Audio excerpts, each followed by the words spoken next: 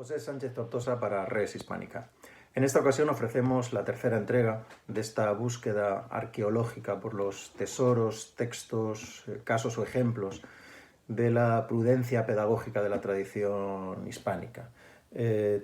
Tratados acerca de la educación y de la enseñanza que van configurando en español o en autores españoles o hispánicos una línea de continuidad desde los clásicos hasta la modernidad en el ámbito de la enseñanza o de la filosofía de la educación. El caso que traemos hoy es el de un autor bien conocido por todos y que no necesita presentación, Antonio de Nebrija, que en 1509 hace público un libro titulado De Liberis Educandis Libellus, el libro de la educación de los jóvenes o de los hijos, dedicado a Miguel Almazán, que era secretario del rey Fernando de Aragón, y que en este texto Nebrija lo que hace es recoger o, digamos, alimentarse de la tradición grecolatina, con autores como Plutarco, al que cita explícitamente, Quintiliano, e incluso apoyándose en algunos elementos de la filosofía de Aristóteles. Desde el principio establece la necesidad de diferenciar, pero también al mismo tiempo de aunar lo que él llama virtudes morales y virtudes intelectuales en ese proceso que denominamos educación, según la teleología propia de esta tradición, que establece, y cito textualmente, el fin del hombre es actuar según lo mejor. Pues bien, hay, al hilo de esa distinción, al mismo tiempo Nebrija se hace cargo de la distinción cuerpo-alma y la aplica a la secuenciación en los procesos de enseñanza-aprendizaje, estableciendo la prioridad cronológica de los aspectos más vinculados a lo corpóreo frente a los más dependientes del intelecto, ¿no? Él lo expresa de este modo. Así como el hombre está compuesto de cuerpo y alma, así el alma tiene dos partes, una que carece de razón, pero participa de ella si le obedece, a la que llamamos apetito o voluntad, la otra que es racional, a la que deben estar sometidos el cuerpo y la voluntad. En el apetito radican las virtudes morales por las que nos decimos buenos, en la parte racional radican las virtudes intelectivas por las que nos decimos sabios. Así como el cuerpo antecede al alma en su generación, así la parte apetitiva que carece de razón precede a la que posee inteligencia. Primero se engendra el cuerpo del hombre, después en la infancia, cuando todavía no se ha despertado la inteligencia, se despierta la irascible y el concupiscible, que son partes del apetito racional. Pasado el tiempo llega el uso de la razón. Hay que cuidar, por tanto, antes del cuerpo que del apetito y del apetito antes que de la razón. Preparado o dispuesto el cuerpo, se sigue la acción de la parte irracional, a cuyo uso sigue después la de la mente.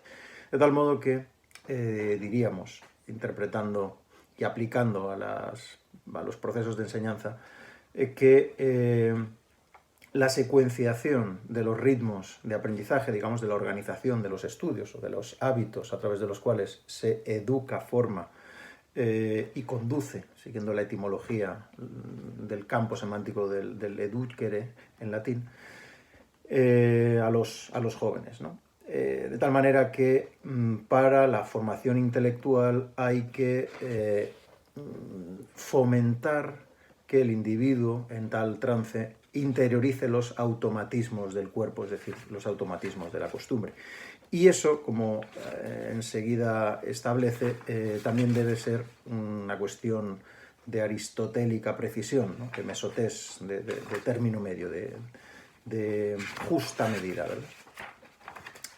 Otro de los elementos muy interesantes y que también hemos visto en los casos anteriores, como el de Sánchez de Arévalo, es esta idea de que, de algún modo, la enseñanza opera como un artesano.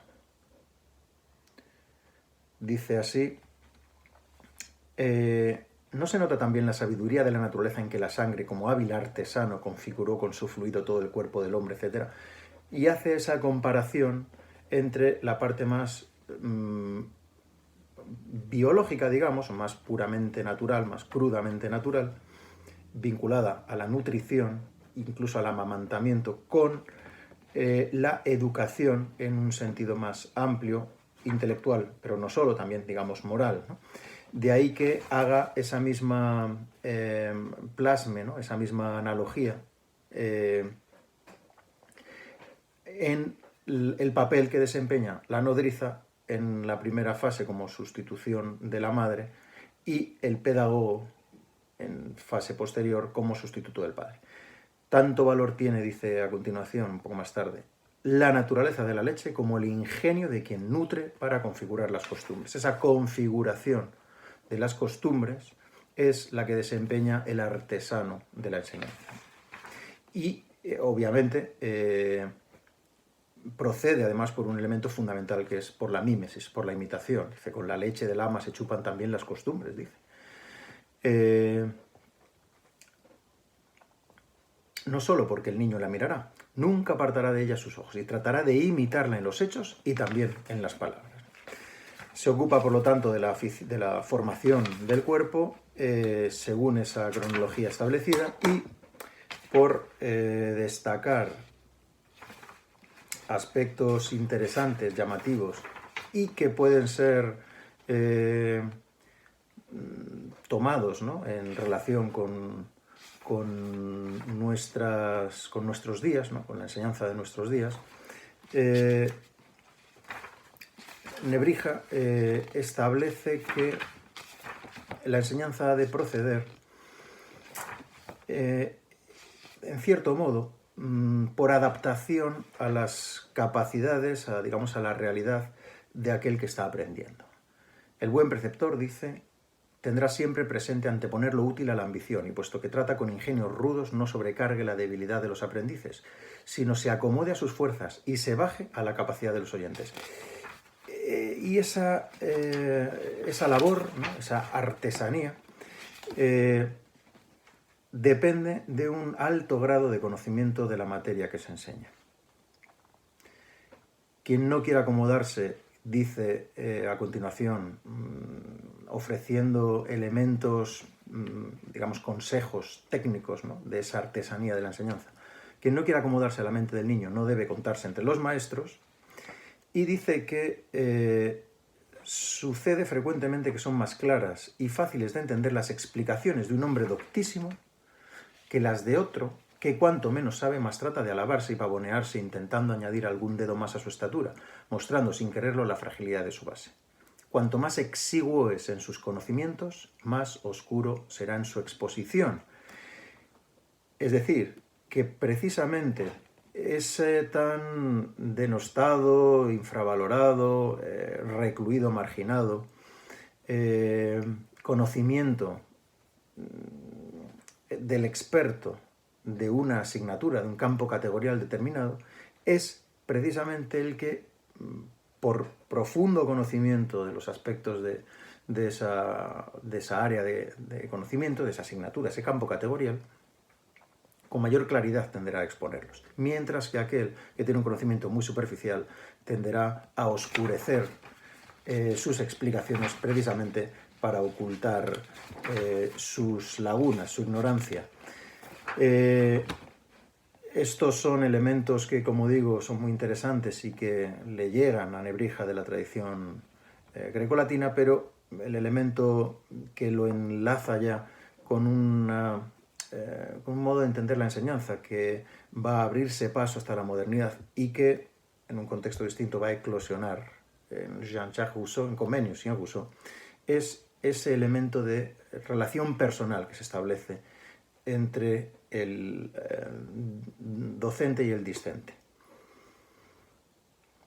Hay que educar a los niños de modo que con simplicidad reverencien y obedezcan a sus maestros, pues si la educación se realiza en gran parte por la imitación, es más fácil que imiten con gusto a aquellos de quienes se sienten favorecidos que no a aquellos de quienes se sienten despreciados. En otras palabras, imitan mejor a la persona que quieren que a la que desprecian.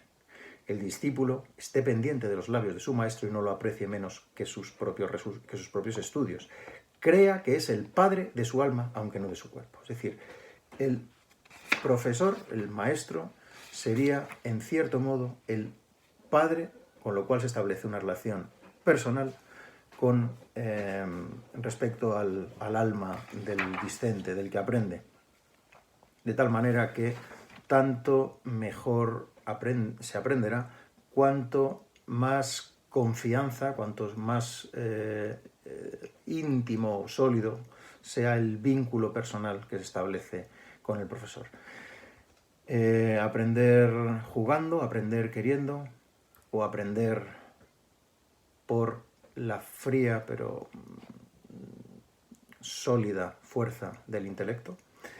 Esa enseñanza de base más personalizada, que como digo, tendrá éxito posteriormente en términos mucho más desproporcionados, exacerbados y desmesurados, encuentra ya sus gérmenes, sus semillas en estos textos. Un placer y hasta la próxima.